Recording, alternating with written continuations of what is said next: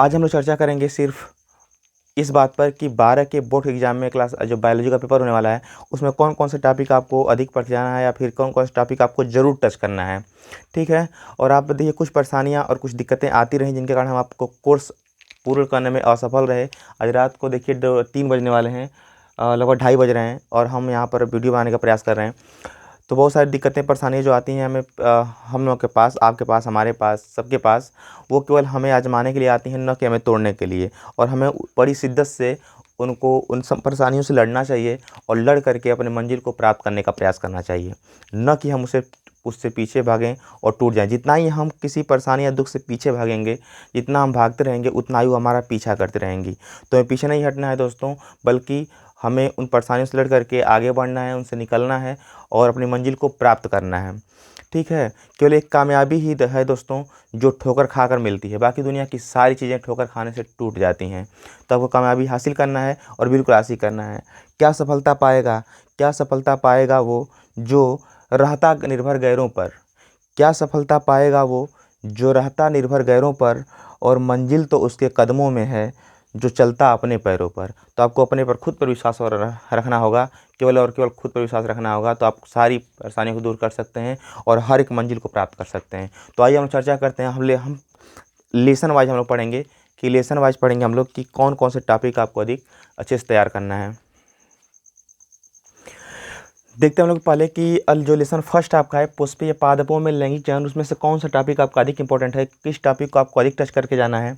और इनसे हम ये दावा से नहीं कर सकते कि इनसे प्रश्न आएगा, लेकिन ये ऐसे टॉपिक हैं जिनसे प्रश्न कई बार बनाया जा चुका है और ये इंपॉर्टेंट टॉपिक होते हैं। तो पहला इसमें हम लोग पढ़ना है पुष्पीय पादपों में लैंगिक जनन से लेसन फर्स्ट है। इसमें से पढ़ना आप लोगों को लघु बीजाणु जनन और गुरु बीजाणु जनन। लघु बीजाणु जनन का मतलब क्या है? देखिए कुछ नहीं करना है, वर्ड आपको तोड़िए। तो यहाँ पर लघु बीजाणु है और जनन का मतलब क्या होता है? निर्माण करना। यानी हम कह सकते हैं कि लघु बीजाणु मात्र कोशिका से लघु बीजाणु के निर्माण की क्रिया को हम क्या कहते हैं? लघु बीजाणु जनन कहते हैं। और लघु बीजाणु होता क्या है? तो परागकण होता है। याद रखिएगा, लघु बीजाणु क्या होता है? तो परागकण होता है। और परागकण में जो संख्या होती है अगुणित होती है, यानी n होती है, यानी जितना गुणसूत्र है उसके अंदर, पूरा उस पौधे के अंदर, उसकी आधी बस इसमें रह जाती है। और यहाँ पर है कि गुरु बीजाणु जनन। कुछ नहीं करना है दोस्तों, बस वर्ड को तोड़िए। यहाँ देखिए गुरु बीजाणु वर्ड है और यहाँ पर है जनन, गुरु बीजाणु, और यहाँ पर जनन का निर्माण करना होता है। यानी कि अब हम कैसे बताएंगे, इसको डिफाइन करेंगे। तो गुरु बीजाणु मात्र कोशिका से गुरु बीजाणु के निर्माण की क्रिया को गुरु बीजाणु जनन कहते हैं। और यहाँ पर लघु बीजाणु मात्र कोशिका से लघु बीजाणु के निर्माण की क्रिया को लघु बीजाणु जनन कहते हैं। बाकी डिटेल में आप पढ़ते रहेंगे, हम बस हिंट कर रहे हैं आप लोगों को। नेक्स्ट हम लोग पढ़ के आएंगे बढ़िया तरीके से कि परागण क्या होता है। परागण क्या होता है? परागण देखें हम लोग, तो परागण का मतलब ये होता है कि जब, है ना, जब यानी कि जो पुष्प होता है, पुष्प जो होता है, पुष्प का जो परागकण होता है, तो परागकणों का वर्तिकाग्र पर पहुंचने की क्रिया को हम क्या कहते हैं? परागण कहते हैं। और ये परागण दो प्रकार का होता है, एक होता है स्वपरागण, एक होता है परपरागण। स्व माने स्वयं होता है, यानी जब उसी पौधे के पुष्प का परागकण उसी पौधे के किसी पुष्प के वर्तिकाग्र पहुंचता है तो उसको हम बोलते हैं स्वपरागण। और पर माने प्रायः दूसरा होता है, यानी कि जब किसी पौधे के पुष्प का परागकण दूसरे पौधे के, है ना, दूसरे पौधे के पुष्प के वर्तिकाग्र पर गिरता है, उसको हम क्या कहते हैं? परपरागण। फिर नेक्स्ट हम लोग पढ़ना है आप लोगों को निषेचन पढ़ना है। निषेचन पढ़ना है और दोहरा निषेचन पढ़ना है। दोहरा निषेचन को हम बोलते हैं द्विनिषेचन। निषेचन का मतलब ये होता है कि नर युग्मक और मादा युग्मक के संलयन की क्रिया को, यानी कि मिलने की क्रिया को हम क्या कहते हैं? निषेचन कहते हैं। और निषेचन के बाद क्या बनता है? तो युग्मनज बनता है। युग्मनज मतलब जाइगोट बनता है, और जाइगोट जब बड़ा होता है तो वही बनता है भ्रूण, और भ्रूण से फिर क्या बनता है? संतानों की उत्पत्ति होती है, नए पादपों का निर्माण होता है। निषेचन हो गया। द्वारा निषेचन यानी कि जब किसी पौधे में संयुग्मन और त्रिसंलयन दोनों क्रियाएं एक साथ होती हैं, जब किसी पुष्प में संयुग्मन और त्रिसंलयन दोनों क्रियाएं एक साथ होती हैं तो उसको हम कहते हैं द्वारा निषेचन या द्विनिषेचन। संयुग्मन किसे कहते हैं? तो जब एक नर युग्मक अंड कोशिका के साथ जुड़कर द्विगुणित युग्मज का निर्माण करता है तो उस क्रिया को हम बोलते हैं संयुग्मन। और त्रिसंलयन का मतलब क्या होता है कि जब दूसरा नर युग्मक ध्रुवीय केंद्र के साथ जुड़ करके त्रिगुणित त्रिगुणित भ्रूणकोष का निर्माण करता है तो उस क्रिया को हम क्या कहते हैं? त्रिसंलयन कहते हैं। और जब किसी पौधे में ये दोनों क्रियाएं साथ में होती हैं तो उसको हम बोलते हैं द्वारा निषेचन या फिर द्विनिषेचन, जिसकी खोज किया था SG नवास्चीन ने। ठीक है। और अब चलते हैं बहुभ्रूणता। बहुभ्रूणता, बहु माने अधिक होता है, भ्रूण यानी कि जब एक बीज में एक से अधिक भ्रूण निर्माण होता है तो उस प्रक्रिया को हम कहते हैं बहुभ्रूणता। असंयोजन यानी कि जब कभी कभी ऐसा होता है कि पादप के जीवन चक्र में युग्मक संलयन, असूत्री विभाजन और युग्मक है ना निषेचन के अलावा ही किसी नए पादप का निर्माण हो जाता है तो इस क्रिया को हम बोलते हैं असंयोजन। यानी ये ऐसे टॉपिक थे जिनको आपको पढ़ कर जाना है इस लेसन से। और अगर फिगर की बात करें तो फिगर में क्या पूछता है, तो परागकण का फिगर पूछता है या फिर अंकुरित परागकण का फिगर पूछता है।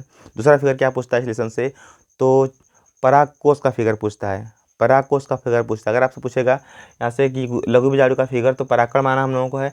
पूछेगा गुरु बीजाणु का फिगर आपसे पूछेगा तो भ्रूणकोश मान लीजिएगा, फिर बीजाणु बीजांड बना लीजिएगा, या फिर बीजांड बना लीजिएगा। इस तरह से आपके पहले लेसन से इनमें से प्रश्न बनने वाले होते हैं। ठीक है, नेक्स्ट चलते हैं हम लोग। इसी में से पूछता है कि उन्मीलीय पुष्प कौन सा होता है और अनुमीलीय पुष्प कौन सा होता है। तो उन्मीलीय मतलब कि जो खिलता हो, ऐसे पुष्प जो जीवन में खिलते रहते हैं, खुले हुए रहते हैं, है ना, अनावृत रहते हैं, उनको हम कहते हैं उन्मीलीय पुष्प। और जो पुष्प जीवन में खिलवाई नहीं करते हैं, जो हमेशा बंद रहते हैं, उनको बोलते हैं अनुन्मीलीय पुष्प। जैसे गुलर, गुलर का जो पुष्प होता है हमेशा बंद रहता है, क्लोज रहता है, तो वो अनुन्मीलीय पुष्प है। गेंदा, गुलाब, आम, मुर्द, जितने भी खिले हुए पुष्प रहते हैं इनको बोलते हैं उन्मीलीय पुष्प। ठीक है। भ्रूणकोश का भी फिगर कभी कभी आता है, भ्रूणकोश का भी कभी कभी फिगर आता है, उसको आप बना लीजिएगा। और बताया था हमने आप लोगों को बीजांड का फिगर, ये वाला बीजांड का फिगर होता है, इसको याद रखिएगा आप लोग, फिगर कभी कभी पूछ देता है। ठीक है, तो हम चलते हैं नेक्स्ट लेसन पे। इसमें क्या पढ़ना हम लोगों को और क्या देखते हैं। लेसन नंबर जो 2 है मानव जनन। मानव जनन में आप लोगों को बता दें कि कौन कौन से टॉपिक अधिक इंपॉर्टेंट में आते हैं। तो इसमें देखिए पहले हम लोग पढ़ना होता है युग्मक जन, इसको मत छोड़िएगा। युग्मक जन यानी कि हमने बताया आपको कि वर्ड को तोड़िए तो तरह को मिल जाएगा युग्मक, और जन का मतलब क्या होता है, निर्माण करना। यानी युग्मकों के निर्माण की क्रिया को हम क्या कहते हैं, युग्मक जन कहते हैं। ठीक है, मातृ कोशिकाओं से, मातृजन कोशिकाओं से, मातृजन कोशिकाओं से युग्मक के निर्माण की क्रिया को युग्मक जन कहते हैं। इसमें दो आपको पढ़ना होता है, शुक्रजनन या शुक्राणु जनन, दूसरा होता है अंडजन या अंडाणु जनन या डिम्बाणु जनन। तो यहाँ पर देखिए शुक्रजन मतलब कि शुक्रजन, और यहाँ पर शुक्राणु का निर्माण, और यहाँ पर अंड मतलब अंडाणु का जन्म निर्माण। ठीक है, यानी हम ये कह सकते हैं, अगर पूछे शुक्रजन क्या होता है तो बता सकते हैं बिल्कुल सिंपल कि शुक्र है ना, यहाँ से शुक्रजन कोशिकाओं में शुक्राणु के निर्माण क्रिया को शुक्राणु जनन कहते हैं। और अंडजन कोशिकाओं में अंडाणु के निर्माण क्रिया को अंडजन या अंडाणु जनन कहते हैं। ठीक है, अब हम चलते हैं आर्तचक्र पे या मासिक चक्र पे, ये क्या होता है। तो जो स्त्रियां होती हैं, स्त्रियों में जब जन्म काल प्रारंभ होता है तो जन्म काल के प्रारंभ में क्या होता है, ऋतुस्राव या फिर ऋतुस्राव स्राव होता है। और इसी ऋतुस्राव जो शुरू में क्या होता क्या है कि जब आर्तचक्र का मतलब होता है कि मासिक चक्र का मतलब ये होता है कि जब स्त्रियां मतलब कि जन्म अवस्था में आ जाती हैं तो स्त्रियों के जन्म काल प्रारंभ होने के साथ साथ ऋतुस्राव होना शुरू हो जाता है। और ये जन्म काल जब तक पूरा ख़त्म ना हो जाए तब तक ये ऋतुस्राव चलता रहता है। ठीक है, और इसमें होता क्या है कि जब ये 12 वर्ष की आयु में प्रारंभ होता है और ऋतुस्राव की अवस्था में अगर जन्म नहीं हो पाता है या निषेचन नहीं हो पाता है तो निषेचन न होने के कारण जो गर्भाशय होती है, गर्भाशय की दीवारें टूटने लगती हैं, खुजरने लगती हैं, और इसी पूरी प्रक्रिया का यानी कि खुजरने लगती हैं। और जो गर्भाशय होता है, गर्भाशय की दीवारों पर चक्रीय परिवर्तन होते हैं, और उसी परिवर्तन को हम क्या बोलते हैं, आर्तव चक्र या फिर मासिक चक्र बोलते हैं। फिर सुनिए आप लोग, इसमें क्या होता है, आर्तव चक्र या मासिक चक्र में क्या होता है कि किसी बालिका में जब जन्म काल प्रारंभ होता है तो जन्म काल के समय या जन्म काल के प्रारंभ होने के समय ऋतुस्राव होता है। और यह ऋतुस्राव जन्म काल से और जन्म काल खत्म होने तक ये चलता रहता है पूरे जीवन भर। और इसमें क्या होता है कि इस अवस्था में इसी ऋतुस्राव की अवस्था में ही अंडाणु का भी निर्माण होता है, यानी कि अंडोत्सर्ग अवस्था होती है, अंडोत्सर्ग का निर्माण होता है, एक अंडे का उत्सर्जन होता है। और इस अवस्था में अगर निषेचन नहीं हो पाता है तो निषेचन न होने के कारण, निषेचन की अनुपस्थिति में क्या होता है कि जो गर्भाशय की दीवारें खुजरने लगती हैं, टूटने लगती हैं, और उसी को हम क्या कहते हैं, और गर्भाशय की दीवारें में चक्रीय परिवर्तन होने लगते हैं, और इसी चक्रीय परिवर्तन को हम क्या कहते हैं, आर्तव चक्र या फिर मासिक चक्र कहते हैं। ठीक है, और ये पूछता है कि रजोदर्शन क्या होता है या रजोनिवृत्ति क्या होती है। तो आपको बता दें हम कि किसी बालिका में ऋतुस्राव प्रारंभ होने की घटना को हम क्या कहते हैं, रजोदर्शन कहते हैं। और किसी बालिका में ऋतुस्राव बंद होने यानी कि खत्म होने की, नष्ट होने की अवस्था को हम क्या बोलते हैं, रजोनिवृत्ति बोलते हैं। और ये आयु कब रहती है, लगभग 40 से 45 वर्ष, और ये 12 वर्ष में प्रारंभ होती है। ठीक है। अगला हम लोग पढ़ना है कि अपरा क्या होता है, प्लेसेंटा क्या होता है। तो अपरा जो होती है, अपरा एक संवहनी ऊतक होता है, संवहनी अंग होता है जो नलिकाओं के समान होता है और माता के गर्भाशय को बच्चे के भ्रूण से जोड़ देता है, जुड़ा हुआ रहता है। और इसी नलिका के द्वारा जो भ्रूण होता है, भ्रूण को माता पोषण प्रदान करती है और जितनी भी चीज़ें उसको चाहिए होती हैं, आवश्यक पोषक पदार्थों की या फिर ऑक्सीजन की, सब कुछ उसी से प्रदान किया जाता है उस छोटे विकसित होते हुए भ्रूण को। ठीक है। तो अपरा क्या होता है, तो अपरा एक प्रकार का जुड़ाव है, एक नलिका होती है, एक संवहनी अंग होता है जो माता के गर्भाशय और बच्चे के भ्रूण से जुड़ा हुआ होता है और इसी के द्वारा बच्चे को भोजन प्राप्त किया जाता है माता के द्वारा, है ना। माताएं क्या करती हैं, माताओं से जो भोजन पोषण पदार्थ, एंटीबॉडी, प्रतिरक्षी जो भी प्राप्त होते हैं वह इसी अपरा के द्वारा होते हैं। इस नली को हम अपरा नाल कहते हैं। तो ठीक है। तो यहाँ पर हम देखें तो और पूछता है भी कि अपरा या प्लेसेंटा से, अपरा को हम प्लेसेंटा बोलते हैं, अपरा से कौन सा हार्मोन्स का स्रावण होता है, तो एस्ट्रोजन, प्रोजेस्टेरॉन, रिलैक्सिन और गोनाडोट्रोपिन नामक हार्मोन्स का स्रावण होता है अपरा से। ठीक है। बाकी डिटेल में आप लोग पढ़ लीजिएगा कि अपरा क्या होता है। बाकी और भी चीज़ें इसमें से हैं जिसको पढ़ना है, लेकिन ये टॉपिक आपको पूछ जाते हैं कई बार, इसलिए आपको बता दे रहे हैं। बाकी बहुत कुछ पढ़ना आप लोगों को, पढ़ते रहिएगा। ठीक है। अब चलते हैं लेसन नंबर 3 पे। लेसन नंबर 3 जो है, लेसन का नाम है जनन स्वास्थ्य। जनन स्वास्थ्य आपको क्या पढ़ना है क्या नहीं पढ़ना है इसको देख लें हम लोग, क्या अधिक पढ़ना आप लोगों को। तो पहले हम पढ़ लेते हैं उल या एमनियोसिंथेसिस क्या होता है। उल का मतलब क्या होता है कि उल एक तकनीकी है, एमनियोसिंथेसिस जो होती है एक तकनीकी है जिसके द्वारा माता के गर्भाशय में भ्रूण की हम जांच करते हैं और जांच करके ये जान पाते हैं कि उसमें कौन सा रोग हो सकता है या कौन से रोग के लक्षण उसमें दिखाई दे रहे हैं या उसके अनुवांशिक लक्षण क्या हैं। ठीक है। या फिर वो जो भ्रूण है उस भ्रूण से जो संतान बनेगी वो गर्ल होगी या बॉय होगी, यानी कि स्त्रीलिंग होगी या पुल्लिंग होगी। इस तरह से ये सब जांच कर लेते हैं हम लोग। तो ये क्या होता है कि गर्भाशय की भ्रूणीय अवस्था में, यानी भ्रूण का हम लोग क्या करते हैं, भ्रूण की जांच कर पाते हैं इसके, यानी कि इस विधि द्वारा हम क्या करते हैं, एमनियोसिंथेसिस द्वारा क्या होता है कि भ्रूण की जांच की जाती है कि वह जो भ्रूण है, भ्रूण में कौन कौन सा रोग हो सकता है या फिर कौन सा अनुवांशिक रोग उसमें मौजूद हैं, या जो भ्रूण संतान बनेगी, भ्रूण से जो संतान बनेगी वो स्त्रीलिंग होगी या पुल्लिंग होगी। इस तरह से हम बाकी सारी चीज़ों को जांच करते हैं। इसी को हम बोलते हैं एमनियोसिंथेसिस। लेकिन इसका गलत उपयोग होने लगा, भ्रूण हत्या होने लगी। जब जान जाते थे लोग कि जो भ्रूण है उससे बनेगी लड़की, तो भ्रूण हत्या करा देते थे, इसलिए इसको रोक लगा दिया गया है। ठीक है। सब बंद कर दिया गया। फिर पूछता है यहाँ से कि जन्म संबंधी रोगों का नाम लिखिए, पूछता है यहाँ से, या फिर आपसे पूछता है जन्म यहाँ से कि ये जो सुजाक क्या होता है या गोनोरिया क्या होता है, सिफिलिस क्या होता है, फ्रेंस क्या होता है। तो जो सुजाक रोग होता है ये निसेरिया गोनोरी नामक जीवाणु से रोग होता है। और जो सिफिलिस होता है, उपदंश होता है, ये जो होता है यौन संचारित रोग हैं। यौन संचारित रोग में आपको, यानी कि यौन संचारित होता है कि संभोग करने से फैलने वाले रोग होते हैं। और ये जो होते हैं 3 आपको मिलेंगे, एड्स मिलेगा आपको, सुजाक मिलेगा और सिफिलिस मिलेगा। सुजाक किससे होता है, तो निसेरिया गोनोराई से होता है। और सिफिलिस किससे होता है, तो ट्रिपोनीमा पैलिडम नामक जीवाणु से होता है। ट्रिपोनीमा पैलिडम नामक जीवाणु से होता है और दोनों जनन संबंधी रोग हैं और जनन अंगों पर ही ये रोग होते हैं। ठीक है। और ये संचारित रोग फैलने वाले रोग होते हैं। तो अगर आप पूछेगा यहाँ से कि इसमें कि जनन संबंधी रोगों का नाम लिखिए या फिर यौन संचारित रोगों का नाम लिखिए, तो आपको एड्स और ये दोनों 3 आपको लिखना रहेगा। ठीक है। किससे किससे होता है बता दिया आप लोगों को। सुजाक किससे होता है, तो निसेरिया गोनोराई से होता है, जीवाणु से। निसेरिया गोनोरी जीवाणु से होता है। सिफिलिस या उपदंश, इससे दो नाम है। सिफिलिस या उपदंश किससे होता है बता दें आप लोगों को, तो ट्रिपोनीमा पैलिडम नामक जीवाणु से होता है। ट्रिपोनीमा पैलिडम नामक जीवाणु से होता है। ठीक है। यहाँ पर देखें, अब पढ़ना हम लोगों को जनसंख्या विस्फोट। जनसंख्या विस्फोट का मतलब क्या होता है कि तेज़ी से बढ़ती हुई जनसंख्या को हम क्या बोलते हैं, जनसंख्या विस्फोट बोलते हैं, है ना। भारत में देख रहे हैं आप लोग कि तेज़ी से जब बढ़ती हुई जनसंख्या की वृद्धि को हम क्या कहते हैं, जनसंख्या विस्फोट कहते हैं। जनसंख्या विस्फोट की नियंत्रण कैसे हम लोग करेंगे, इसका नियंत्रण कैसे करेंगे, इसका हम रोकथाम कैसे करेंगे यहाँ पर, तो परिवार नियोजन इसकी विधि है ना। यानी इसको क्या करते हैं कि वैज्ञानिक तरीकों से परिवार को नियोजित करने की, यानी कम करने की प्रक्रिया को हम क्या कहते हैं, परिवार नियोजन कहते हैं। और परिवार नियोजन की 2 विधियाँ होती हैं, अस्थायी विधियाँ और अस्थायी विधियाँ। अगर आपसे पूछे जनसंख्या विस्फोट को कम करने की विधियाँ, तब भी ये लिखना है हम लोगों को पूरा। ठीक है। तो अस्थायी विधियाँ कौन कौन सी होती है, और ये अस्थायी और क्या है, अस्थायी विधियाँ। अस्थायी विधियाँ हम पहले पढ़ लेते हैं। अस्थायी में क्या होता है, संभोग व्यवधान, यानी कि संभोग न करें, यानी कि जब इसमें क्या होता है कि संभोग केवल अवधि को देख कर किया जाता है ना। संभोग व्यवधान का मतलब ये होता है मुख्य रूप से क्या करना होता है कि संभोग करते समय जो वीर्य का शोषण होता है, वीर्य को गिराया जाता है, तो वीर्य को बाहर गिराया जाता है ना। ठीक है। नेक्स्ट है कंडोम का इस्तेमाल करना चाहिए। तीसरा क्या है आपका, गर्भ निरोधक गोलियां आती, अवधिक संयम। अवधिक संयम का मतलब ये होता है कि जब माता में ऋतुस्राव की अवस्था होती है या मासिक धर्म चल रहा होता है, तो उस अवस्था में संभोग नहीं करना चाहिए।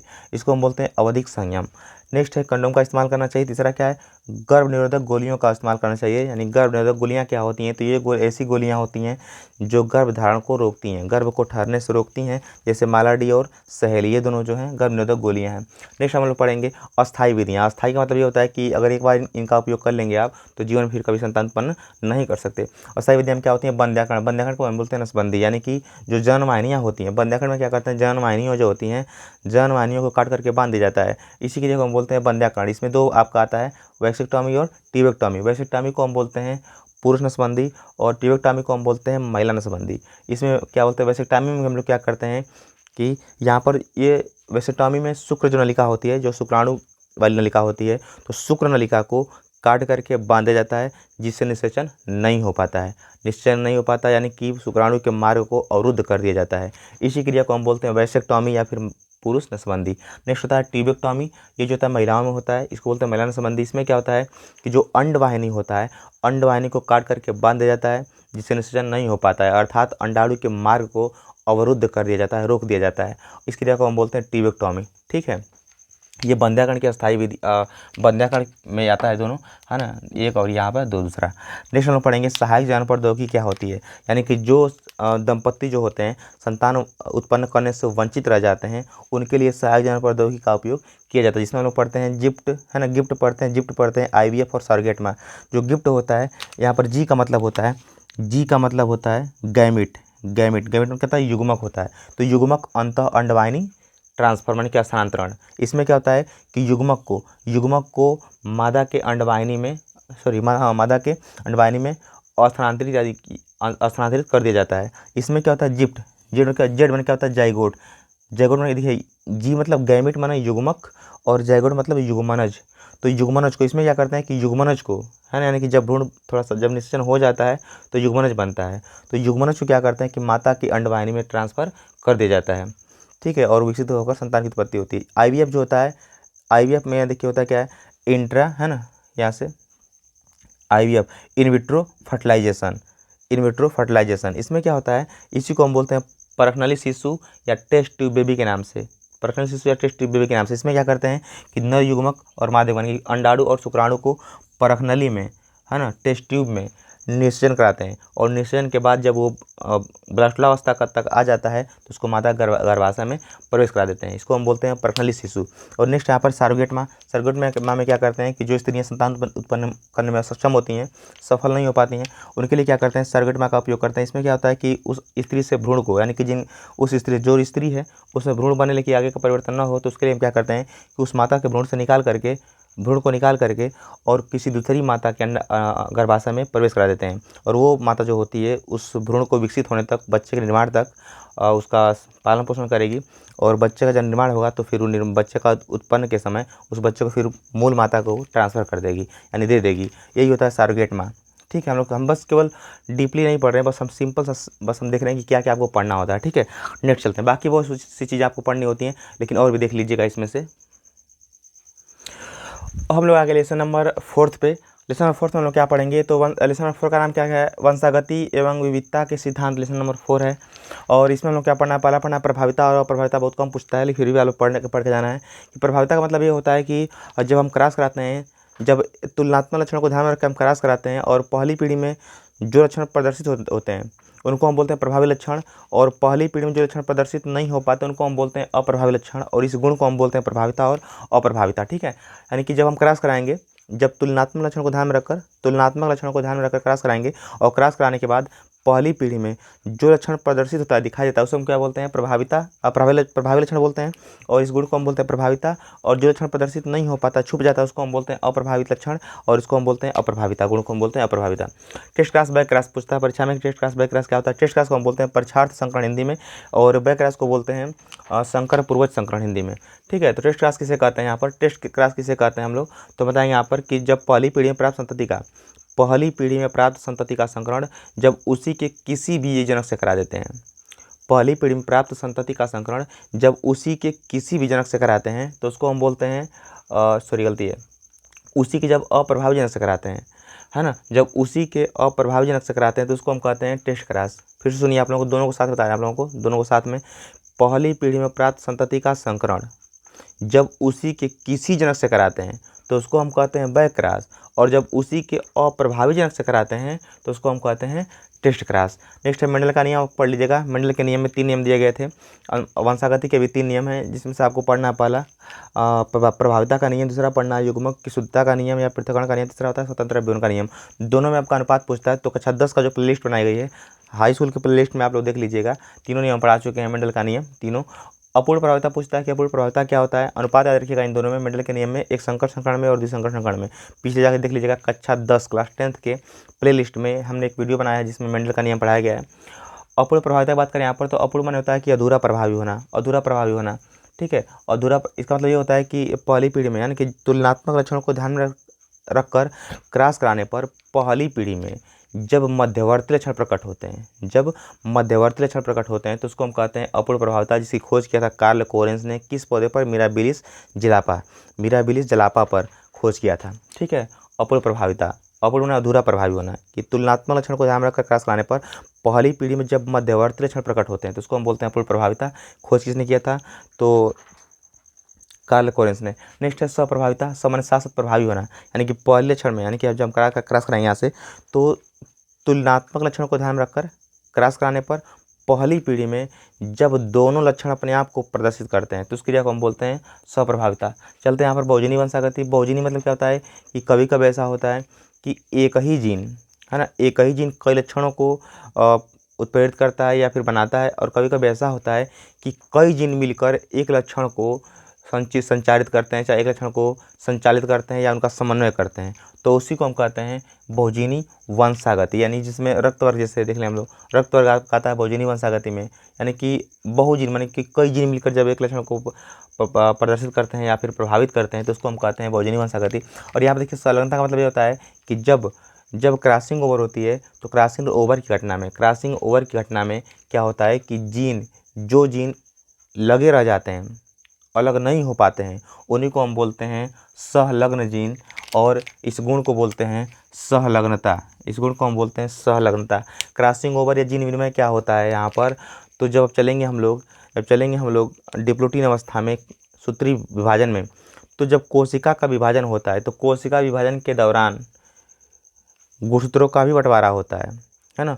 तो गुणसूत्रों पर जो जीन होते हैं उन जीन का बंटवारा होने की प्रक्रिया को हम क्या कहते हैं? क्रॉसिंग ओवर या फिर जीन विनिमय कहते हैं। जीन का विनिमय मन जीन का आदान प्रदान, तो कोशिका विभाजन के दौरान जीन का भी विनिमय होता है, जीन का भी बंटवारा होता है, गुणसूत्रों का भी बंटवारा होता है, उसी क्रिया को हम बोलते हैं जीन विनिमय या फिर क्रॉसिंग ओवर। हम लोग बस हल्का हल्का टच करते हैं।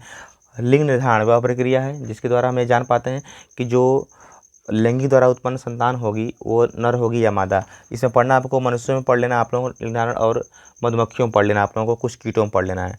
उत्परिवर्तन का मतलब ये होता है कि किसी भी जीन या गुणसूत्र या किसी जीन में या गुणसूत्र में अचानक उत्परिवर्तन हो जाए, अचानक कोई गड़बड़ी हो जाए, चाहे परिवर्तन हो जाए, तो उसको हम कहते हैं उत्परिवर्तन। दात्र कोशिकारिता पढ़ लीजिएगा आप लोग, फिनाइल कीटोन्यूरिया पढ़ लीजिएगा आप लोग, और यहाँ से Turner syndrome, down syndrome, Klinefelter syndrome. Turner syndrome में क्या होता है कि ये मादाओं में केवल होता है, और इसमें जो स्त्रियाँ होती हैं, स्त्रियों के लिंग गुणसूत्र में एक एक्स गुणसूत्र नहीं होता है, यानी कि इसको हम लिखते हैं 44+ XX से X0 से दर्शाते हैं। अगला है डाउन सिंड्रोम, जिसको मंगोलिज्म या मंगोलियम जड़ता के नाम से पूछा जाता है, और ये किस पर होता है? तो 21वीं जोड़ी जो गुणसूत्र होता है उसमें ट्राइसोमिक कांड यानी त्रिगुणिता कांड ये होता है। 21वीं जोड़ी गुणसूत्र में त्रिगुणिता कांड होता है, यानी कि हम लिख सकते हैं यहाँ पर जब 21वीं जोड़ी होगा, मैंने क्या आप जानते हैं कि 44 होता है, 22 गुना के 44 होता है, तो यहाँ पर क्या हो जाएगा 45+ XX या 45+ XY। ये क्या होता है? खाली पुरुषों में होता है। इसमें क्या होता है कि पुरुषों के लिंग गुणसूत्र में एक एक्स और बढ़ जाता है, जिससे उसके अंदर स्त्री और पुरुष दोनों के लक्षण विकसित हो जाते हैं। इसको हम बोलते हैं क्लाइनफिल्टर सिंड्रोम। एडवर्ड सिंड्रोम कहाँ पर होता है? तो ये 18वां जोड़ी जो गुणसूत्र होता है, 18वां जोड़ी जो गुणसूत्र होता है उसमें त्रिसूत्रता कांड होता है, ठीक है। रक्तवर्ग पढ़ना आप लोग। रक्तवर्ग की खोज किसने किया था? तो कार्ल लैंडस्टीनर ने किया था, और मनुष्य जाति में केवल 4 प्रकार के रक्तवर्ग पाए जाते हैं। समयुग्मजीव यानी कि समान युग्मक, यानी जब किसी लक्षण के लिए दोनों युग्मक समान होते हैं, जब किसी लक्षण के लिए दोनों युग्मक समान होते हैं उसको बोलते हैं समयुग्मजीव, और जब किसी लक्षण के लिए दोनों युग्मक भिन्न भिन्न होते हैं उसको बोलते हैं विषमयुग्मजीव, ठीक है। लिंग संलग्न लक्षण पढ़ लीजिएगा, लिंग संलग्न जीन पढ़ लीजिएगा, लिंग संलग्न वंशागति पढ़ लीजिएगा। लिंग संलग्न लिंग गुणसूत्रों से लगा हुआ लक्षण, यानी कि होता क्या है कि जो लिंग गुणसूत्र होते हैं उनका कार्य होता है लिंग का निर्धारण करना, लिंग को बनाना, है नहीं, ठीक है। लिंग का निर्धारण करना काम होता है किसका, लिंग गुणसूत्र का। लेकिन कभी कभी ऐसा होता है कि कुछ अन्य लक्षणों के जीन भी उन पर पाए जाते हैं, उन्हीं को हम बोलते हैं लिंग संलग्न लक्षण, ठीक है। और उन जीनों को हम कहते हैं लिंग संलग्न जीन, और इनकी वंशागति को हम क्या कहते हैं, लिंग संलग्न वंशागति, ठीक है। इस तरह से आप पढ़ लीजिएगा बढ़िया से, ठीक। लेसन नंबर 5 है वंशागति का आणविक आधार। इसमें आपको क्या क्या पढ़ना है, इसे पढ़ना आपको न्यूक्लिक अम्ल। न्यूक्लिक अम्ल जो होता है इसे खोज किया था फ्रेडरिक मिसर ने खोज किया था। इसमें डीएनए आरएनए आप लोग को पढ़ना है। डीएनए आरएनए क्या होता है, डीएनए का मॉडल पूछता है, वाटसन क्रिक का डीएनए का मॉडल पूछता है, इसको पढ़ लीजिएगा। और डीएनए आरएनए में अंतर भी पूछता है, इसको पढ़ लीजिएगा आप लोग, है ना। डीएनए का मॉडल और डीएनए आरएनए में अंतर पूछ। फिर हमें पढ़ना है डीएनए पैकेजिंग। डीएनए पैकेजिंग क्या होता है, तो डीएनए को एक छोटे से केंद्रक में, डीएनए को इतने बड़े डीएनए को यानी विशाल काय यानी विशाल डीएनए को, इतने बड़े श्रृंखला वाले डीएनए को एक छोटे से केंद्रक में फिट होने की प्रक्रिया को हम क्या कहते हैं, डीएनए पैकेजिंग कहते हैं। डीएनए पैकेजिंग कहते हैं। इसमें क्या होता है, जो डीएनए होता है, डीएनए पहले क्या होता है, कुंडलित होता है, और कुंडलित होकर और न्यूक्लियोसोम का निर्माण करता है। कुंडलित होकर क्या करता है, न्यूक्लियोसोम का निर्माण करता है। न्यूक्लियोसोम क्या होता है, तो जो 5 अमीनो अम्ल होते हैं, सॉरी जो 5 हिस्टोन प्रोटीन होते हैं, तो 5 में जो 4 हिस्टोन प्रोटीन होते हैं, है ना, 1H2 1HB, है ना, 1H, इस तरह से 1H3 होता है। तो जो 4 ठो होते हैं आपके पास, कुछ गलती हो रहा है क्या, नहीं, ठीक है यहाँ पर।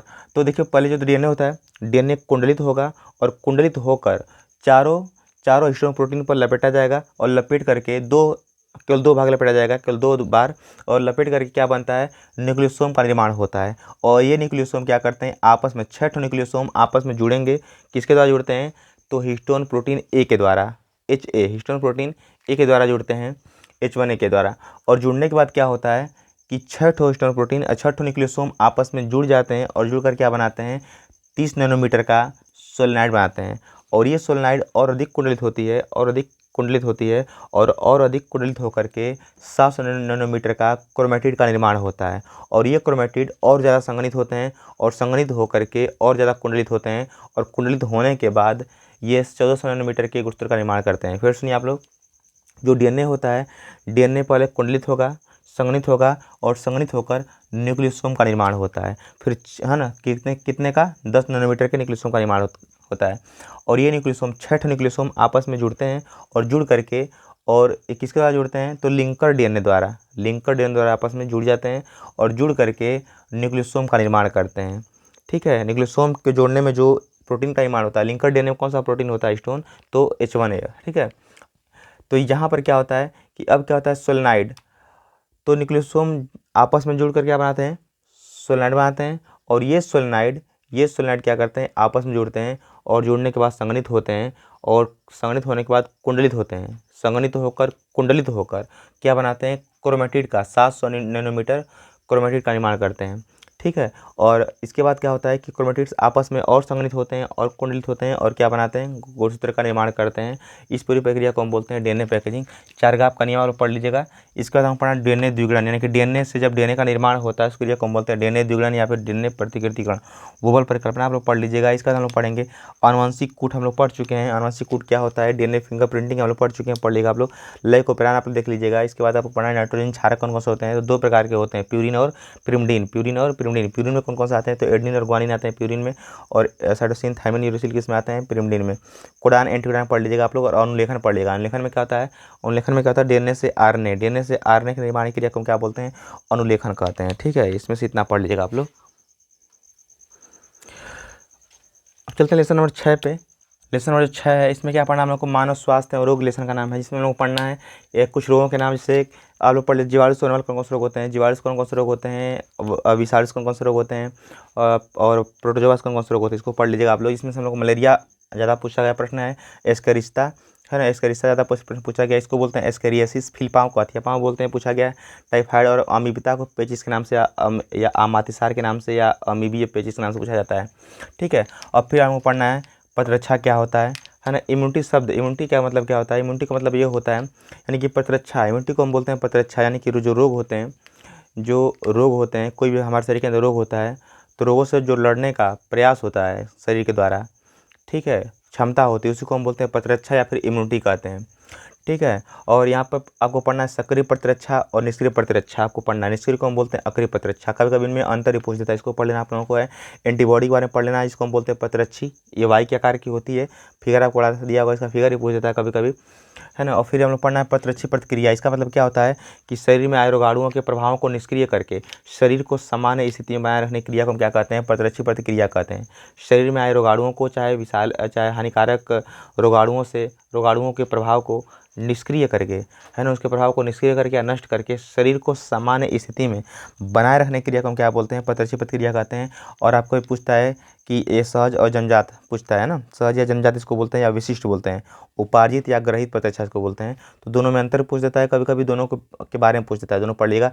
इंटरफेरॉन पढ़ना हम लोगों को। इंटरफेरॉन का मतलब ये क्या होता है कि वायरस से संक्रमित कोशिकाएं एक विशेष प्रकार का ग्लाइकोप्रोटीन निकालती हैं जो अन्य कोशिकाओं पहुंचकर उस वायरस के संक्रमण से रक्षा प्रदान करती हैं, है ना, संक्रमण को रोकती हैं। उसी प्रोटीन को हम क्या कहते हैं, इंटरफेरॉन कहते हैं। लसिकांग देखिएगा आप लोग, लसिकांग प्राथमिक और द्वितीय लसिकांग कौन कौन से याद रखिएगा आप लोग। बी लिम्फोसाइट और टी पूछता है, टी लिम्फोसाइट क्या होता है, तो बी मतलब होता है बोन मैरो यानी अस्थिमज्जा। तो अस्थिमज्जा में जिस लिम्फोसाइट का निर्माण होता है और उनका प्रवसन होता है, उनका परिपक्वन होता है, उनको हम कहते हैं बी लिम्फोसाइट। और टी मतलब क्या होता है, थाइमस, यानी कि जिस लिम्फोसाइट का निर्माण और परिपक्वन थाइमस में होता है उसको हम बोलते हैं टी लिम्फोसाइट। एल्कोहल नस्लीय दवाएं आप लोग पढ़ लीजिएगा, जिसमें से आपको पढ़ना है तंबाकू के बारे में, एल्कोहल के बारे में, और कैनाबिनोइड्स, है ना, ओपियोइड्स के बारे में पढ़ लीजिएगा आप लोग, ड्रग्स के बारे में पढ़ लीजिएगा, ठीक है। बाकी आप लोग खुद अधिक मेहनत करिए आप लोग अपने से। विभ्रामक औषधियाँ पढ़ लीजिएगा, साइकोट्रोपिक पढ़ लीजिएगा, अन्य जो औषधियाँ आती हैं नशीले पदार्थ में, ड्रग्स में, उनको पढ़ लीजिए थोड़ा सा, ठीक है। नेक्स्ट लेसन है सातवां लेसन, इसमें मानव कल्याण में सूक्ष्मजीव। मानव कल्याण में सूक्ष्मजीव लेसन का नाम है। इसमें क्या पूछता है, तो आप पढ़ लीजिए जैव उर्वरक के बारे में, जैव उर्वरक और जैविक खाद। और इसी में से आपको एक और चीज़ पढ़ लीजिएगा, जैव उर्वरक के बाद रासायनिक उर्वरक भी पूछ देता है, दोनों में अंतर पूछ देता है। रासायनिक उर्वरक में अंतर पूछ देता है कि जैव उर्वरक और रासायनिक उर्वरक में क्या अंतर होता है, ठीक है। तो जैव उर्वरक पढ़ लीजिएगा, इसको हम बोलते हैं जैविक खाद, यानी जो पेड़ पौधों के अपशिष्ट होते हैं या पौधे जंतुओं के अपशिष्ट होते हैं, उनसे जो खादें बनाई जाती हैं उसको हम बोलते हैं जैविक खाद या फिर जैव उर्वरक बोलते हैं। वाहित मल उपचार पढ़ लीजिएगा आप लोग। वाहित मल उपचार का मतलब ये होता है, वाहित माने बहता हुआ गंदगी, बहती हुई गंदगी को उपचारित कैसे करते हैं हम लोग, यानी कि जो शहरों में या फिर गाँवों से, कस्बों से जो गंदे पानी नालों से बहता हुआ जाता है, बहुत सारी उसमें गंदगियाँ घुली रहती हैं, कूड़ा करकट घुले रहते हैं, उसी को हम बोलते हैं वाहित मल बोलते हैं पूरे को। और वाहित मल को उपचार के बाद ही नदियों में गिराना चाहिए या तालाबों में गिराना चाहिए, ताकि वातावरण वहाँ का स्वच्छ रहे और जल हमारा प्रदूषित न हो। और ये वाहित मल उपचार जो होता है 3 प्रकार से हो सकता है, इसमें 3 स्टेप होते हैं। पहला होता है प्राथमिक, दूसरा द्वितीयक उपचार, तीसरा तृतीयक उपचार। जो प्राथमिक उपचार होता है इसमें क्या करते हैं कि जो उसमें तैरती हुई गंदगियाँ होती हैं उनको पहले हम बड़े छलने के साथ छान लेते हैं, और छानने के बाद जो शेष बचता है पूरी, उसको हम नेक्स्ट टैंक में, अगले टैंक में प्रवाहित करा देते हैं, और वहाँ पर हम कराते हैं उसका द्वितीयक उपचार। इसमें क्या करते हैं द्वितीयक उपचार में कि कुछ देर तक उसको खुला छोड़ देते हैं, मतलब कुछ देर तक उसको छोड़ देते हैं, जिसमें जो गंदगियाँ होती हैं, जो भारी कण होते हैं उनमें, वो नीचे बैठ जाते हैं, उनका अवसादन हो जाता है। और उसके बाद हम क्या करते हैं, उसके बाद जो शेष बचता है गंदगी या फिर जो पानी जल, उसको हम क्या करते हैं नेक्स्ट टैंक में, अगले टैंक में क्या करते हैं प्रवाहित कराते हैं, और वहाँ पर कराते हैं उसका तृतीयक उपचार। और तृतीयक उपचार में क्या करते हैं सूक्ष्मजीवियों का उपयोग करते हैं, और सूक्ष्मजीवियों के द्वारा क्या करते हैं उनका जो सूक्ष्मजीवियों के द्वारा जो अपघटन होता है, अपशिष्ट पदार्थों का अपघटन से जैविक खाद बनती है ना, और साथ में बायोगैस का निर्माण होता है। सूक्ष्मजीव क्या करते हैं, गंदगी का अपघटन करते हैं, अपशिष्ट पदार्थों का अपघटन करते हैं, और उससे जो गैसें निकलती हैं उसी को बोलते हैं बायोगैस, जिसमें मेथेन आपकी मुख्य होती है और CO2 मुख्य होती है, ठीक है। और तो तृतीयक उपचार में क्या करते हैं हम लोग, क्लोरीन मिलाते हैं, और उसके बाद क्लोरीन मिलाने के बाद उसको सही तरीके से उपचारित कर लेते हैं, और उपचारित करने के बाद हम क्या करते हैं उसको नदियों तालाबों में प्रवेश कराते हैं, ये आपको हो जाएगा। और प्रतिजैविक यानी प्रतिजैविक हम लोग पढ़ते हैं एंटीबायोटिक। प्रतिजैविक मतलब एंटीबायोटिक, ये पूछता है।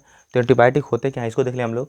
तो एंटीबायोटिक का मतलब ये होता है कि ये ऐसे रासायनिक पदार्थ होते हैं जो सूक्ष्म जीवों द्वारा निर्मित होते हैं और अन्य सूक्ष्म जीवों की वृद्धि को रोकते हैं या उनको नष्ट कर देते हैं। सबसे पहला प्रतिजैविक पदार्थ कौन सा होता है, तो पेनिसिलिन होता है, जिसकी खोज अलेक्जेंडर फ्लेमिंग ने किया था, देखिएगा आप लोग। और हम फिर पढ़ना हम लोग बायोगैस, हम बता चुके आप लोगों को। नाइट्रोजन स्थिरीकरण, इसका मतलब क्या होता है कि जो दलहनी कुल के पौधे होते हैं उनकी जड़ों में राइजोबियम नामक जीवाणु होता है, या वायुमंडल की स्वतंत्र नाइट्रोजन के यौगिक में बदल देता है, जिसका पौधे आसानी से उपयोग कर लेते हैं। और ये क्रिया जो होती है मृदा में नाइट्रोजन की उपस्थिति को बढ़ाती है, यानी कि मृदा की उर्वरक क्षमता को, उपजाऊ क्षमता को बढ़ाती है, ठीक है। नेक्स्ट हम पढ़ना रासायनिक उर्वरक, आप देख लीजिएगा। रासायनिक उर्वरक जैसे यूरिया आता है, खाद आता है ना, डाई आती है, ये सभी रासायनिक उर्वरक हैं। और ये जो होते हैं भूमि की उपजाऊ क्षमता को नष्ट करते हैं। ठीक है, इस तरह से हम लोग अप्रॉक्सीमेटली पढ़ लीजिएगा आप लोग। नेक्स्ट लेसन है, 8वां लेसन है जैव प्रौद्योगिकी के सिद्धांत एवं प्रक्रम। तो इसमें हम लोग पढ़ना है पुनर्योगज डीएनए क्या होता है और पुनर्योगज डीएनए तकनीकी क्या होता है। पुनर्योगज डीएनए का मतलब ये होता है पुनर्माने दोबारा, योग माने जुड़कर बनाया गया डीएनए। जब प्लाज्मिक डीएनए में जब हम अन्य डीएनए को हम जोड़ देते हैं तो उस पूरे डीएनए को हम क्या कहते हैं, पुनर्योगज डीएनए बोलते हैं। इसकी तकनीकी को आप पढ़ना कैसे एक प्रक्रिया होती है पुनर्योगज डीएनए तकनीकी की। फिर पढ़ना जैव प्रौद्योगिकी सिद्धांत, एक बहुत कम चांस से पूछने का, इसको छोड़ दीजिएगा। ठीक है, बायोरिएक्टर पूछ लेगा। बायोरिएक्टर क्या होता है, तो बायोरिएक्टर जो होता है एक यंत्र होता है जिसके द्वारा जो अपशिष्ट, जो बचे हुए, जो कोशिकाओं के संवर्धन के बाद जो कोशिकाओं के बचे हुए अवशेष होते हैं, बचे हुए भाग होते हैं, उनको विशिष्ट उत्पादों में या लाभदायक उत्पादों में बदलने की तकनीकी होती है बायोरिएक्टर। ठीक है, और हम लोग फिर पढ़ लीजिएगा आप लोग क्लोनिंग वाहक, जिसको संवाहक भी कहते हैं और प्लाज्मिक डीएनए भी कहते हैं। इसका उपयोग किसके लिए करते हैं, तो डीएनए वाहक के रूप में इसका उपयोग करते हैं। इसमें क्या करते हैं, क्लोनिंग वाहक में हम किसी वांछित डीएनए खंड को जोड़ करके और किसी जीवाणु के अंदर हम प्रवेश कराते हैं ताकि उसका द्विगुणन हो सके। इसमें हम चलते हैं प्रतिबंध एंडोन्यूक्लियस। तब जानते हैं प्रतिबंध एंडोन्यूक्लियस जो होता है, इसका उपयोग हम डीएनए को विशिष्ट स्थानों से काटने के लिए करते हैं। और इसमें सबसे पहले इसकी खोज किसने किया था, तो स्मिथ ने खोज किया था, उसका नाम रखा था हाइंड सेकेंड। ठीक है, तो ये प्रतिबंध एंडोन्यूक्लियस है। तो डीएनए को काटने के लिए इसको आणविक कैंची, आणविक चाकू भी कहते हैं, रासायनिक चाकू भी कहते हैं। प्रतिबंध एंडोन्यूक्लियस जो होता है ये एंजाइम है, जिसमें नाम में एच जुड़े रहेगा वो एंजाइम होते हैं। ठीक है, और हम देखें यहाँ पर तो ये काटने के उपयोग करते हैं, और जो डीएनए लाइगेज होता है उसका उपयोग करते हैं जोड़ने के लिए, और श्रृंखलाओं को, डीएनए की श्रृंखलाओं को जोड़ने के लिए डीएनए पॉलीमरेज एंजाइम का उपयोग करते हैं। फिर पढ़े जीन अभियांत्रिकी या जीन इंजीनियरिंग क्या होता है, तो इसमें क्या करते हैं कि ये भी तकनीकी है, इस तकनीकी की सहायता से हम क्या करते हैं कि डीएनए में हेर फेर करके, डीएनए में या जीन में हेर फेर करके और लाभदायक स्तर पर उत्पाद प्राप्त करते हैं। ठीक है, यानी कि ये तकनीकी जो है इसकी सहायता से डीएनए या गुणसूत्रों में हेर फेर करके लाभदायक स्तर पर उत्पादों का निर्माण या जंतुओं का या फलों का या पौधों का निर्माण किया जाता है। ठीक है, नेक्स्ट है पीसीआर। पीसीआर जो होता है पॉलीमरेज चेन रिएक्शन, यानी ये जो होता है पीसीआर की खोज किसने किया था, इस तकनीकी का विकास किसने किया था, तो कैरी मूलिस ने इसका विकास किया था। और पीसीआर जो होता है यह शीघ्रता से डीएनए के पुंज निर्माण की विधि है। इसके द्वारा किसी एक डीएनए खंड की अनेक प्रतिलिपियां बनाई जा सकती हैं। जेल इलेक्ट्रोफोरेसिस की बात करें यहाँ पर, तो जेल इलेक्ट्रोफोरेसिस जो होता है यह तकनीकी होता है और इसकी खोज किया था ए टेसेलियस ने। और इसके द्वारा हम क्या कर सकते हैं कि जो डीएनए होते हैं, डीएनए को हम उनके खंडों के आधार पर, उनके आकार के आधार पर सेपरेट कर सकते हैं, सेट कर सकते हैं, है ना। इसको पूछता है इसमें से। और जीन गन क्या होता है, तो जीन गन जो होता है वाहक डीएनए, जो क्लोनिंग वाहक होता है उसको बैक्टीरिया कोशिका या फिर हम कह सकते हैं पोषक कोशिका में ट्रांसफ़र करने की विधि है लाइपोसोम, जो सूक्ष्म पुटिकाएँ होती हैं जिसमें हम वाहक डीएनए को पुनर्योगज डीएनए को भर करके पोषक कोशिका में ट्रांसफ़र करते हैं। ठीक है, इस तरह से आप लोग इसको पढ़ लीजिए, थोड़ा सा डिटेल में आप लोग पढ़ लीजिएगा। अब चलते हैं लेसन 8वां। लेसन 8 में हमको क्या पढ़ना है, लेसन का 8वां का नाम है जैव प्रौद्योगिकी एवं उसके उपयोग, यानी जैव प्रौद्योगिकी का उपयोग कहाँ होता है। जीन हम लोग पीछे पढ़ चुके हैं, बताया हमको जीन इंजीनियरिंग के बारे में। तो जीन इंजीनियरिंग जो होता है उसको हम आनुवंशिक इंजीनियरिंग के नाम से भी जानते हैं। ठीक है, तो इसमें हम पढ़ेंगे जीएम फसलें क्या होती हैं, जीएम फसलें या पारजीनी पादप क्या होते हैं। इसमें एग्जाम्पल में पूछता है बीटी फसल, बीटी फसल में एग्जाम्पल आपका आता है बीटी कपास, बीटी बैगन, बीटी टमाटर। जो जीएम फसलें होती हैं, जीएम फसलों में एग्जाम्पल क्या कहता है, तो जीएम फसलों में एग्जाम्पल क्या कहता है, जीएम फसल में एग्जाम्पल आपका आ जाता है बीटी फसल, फ्लेवर माने ट्रांसजेनिक टमाटो। ठीक है, और इसके अलावा गोल्डन धान आ जाता है ना, राइस, ये सभी। तो जीएम फसलें क्या होती हैं या पारजीनी पादप क्या होते हैं, तो इसमें होता क्या है कि पारजीनी पादप में कि जो पौधे होते हैं, पौधों के अंदर किसी वांछित विजातीय जीन का ट्रांसफ़र करके उच्च गुणवत्ता, उस पौधे के अंदर उच्च गुणवत्ता स्थापित करना होता है। और ऐसे पौधों को हम क्या कहते हैं, पारजीनी पादप कहते हैं या पारजीनी फसलें कहते हैं, जीएम फसलें कहते हैं, है ना। इसमें होता क्या है कि उच्च गुणवत्ता वाले जीन को या फिर वांछित जीन को ट्रांसफ़र करा करके पादपों में उच्च गुणवत्ता विकसित की जाती है, यानी लाभदायक उत्पाद प्राप्त किया जाता है। ऐसे पादपों को हम क्या बोलते हैं, पारजीनी पादप कहते हैं। इसमें आपका बीटी फसल है। बीटी फसल में क्या करता है कि जो बैसिलस थुरिंजिएंसिस बैक्टीरिया होती है, वो बैक्टीरिया के अंदर से एक विष का निर्माण होता है जो सूक्ष्म जो कीटों को मारने की क्षमता रखता है, नष्ट करने की क्षमता रखता है। तो उसमें से जो विष निकलता है उस बैक्टीरिया में से, यानी बैसिलस थुरिंजिएंसिस बैक्टीरिया में जो विष निकलता है, उस विष वाले जीन को निकाल करके और फसलों में आरोपित कर देते हैं, जिससे उस फसल के अंदर भी कीट प्रतिरोधक क्षमता उत्पन्न हो जाती है। और ऐसी फसलों को हम बोलते हैं बीटी फसलें, जिसमें एग्जाम्पल आपको आ जाएगा बीटी कपास।